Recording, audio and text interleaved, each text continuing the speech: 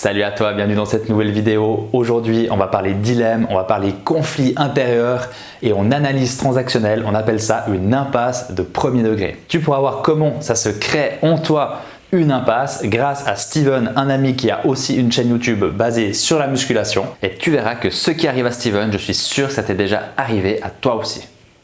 C'est parti. Ok les amis, vous êtes bien sur la chaîne de Steven et c'est parti. Et 1, et 2, et 3, et 4, et 5, et on pause.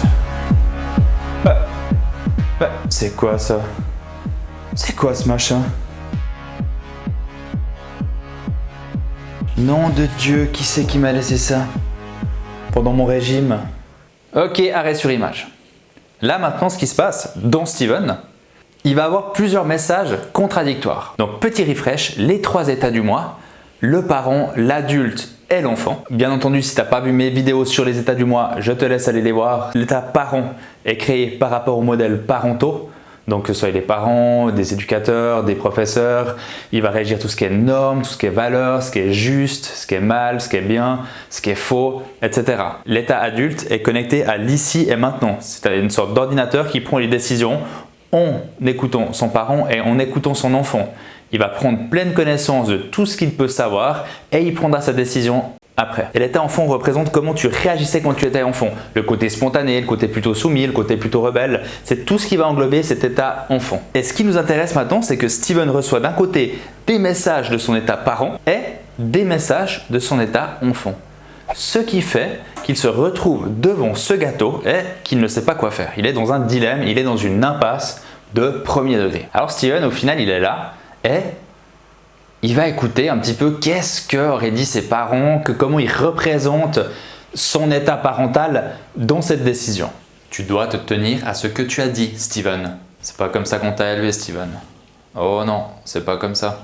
Moi, de mon temps, je respectais ce en quoi je m'engageais. Steven, tu t'étais dit, je mangerai qu'une sucrerie par semaine. C'est pas bien.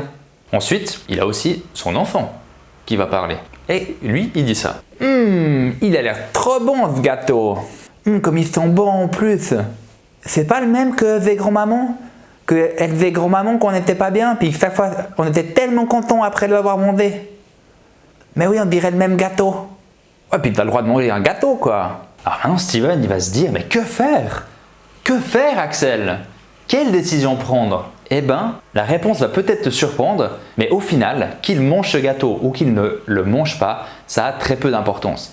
Ce qui a de l'importance, c'est si, quand il prendra sa décision, il le fera de manière consciente. Ton adulte, ok, il a écouté ton parent, il a écouté ton enfant, et maintenant, l'adulte doit prendre la décision. Il doit agir et non pas réagir. Car quand tu prends ta décision contaminée par le parent ou par l'enfant, tu n'es pas en train d'agir, tu es en train de réagir. Tu réagis soit comme on t'aurait fait quand tu étais petit, soit comme auraient fait tes parents. Donc, s'il faut retenir une chose de cette vidéo, lorsque tu te retrouves dans une situation d'impasse, de dilemme interne, ne te ferme pas à ton parent, ne te ferme pas à ton enfant.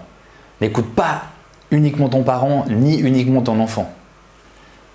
Prends en compte qu'il y a ton parent qui te dit quelque chose. Prends en compte qu'il y a ton côté, ton état du moi enfant qui te dit quelque chose, mais prends la décision en connaissance de cause, en ayant fait appel à tes 3 états du moi pour finir décider avec l'état adulte. J'espère que cette vidéo sur l'impasse de premier degré t'a plu. N'hésite pas à mettre en commentaire si tu penses que Steven a mangé le gâteau ou pas. D'ici là, comme à mon habitude, je te souhaite une très bonne connaissance de toi-même et je te dis à bientôt!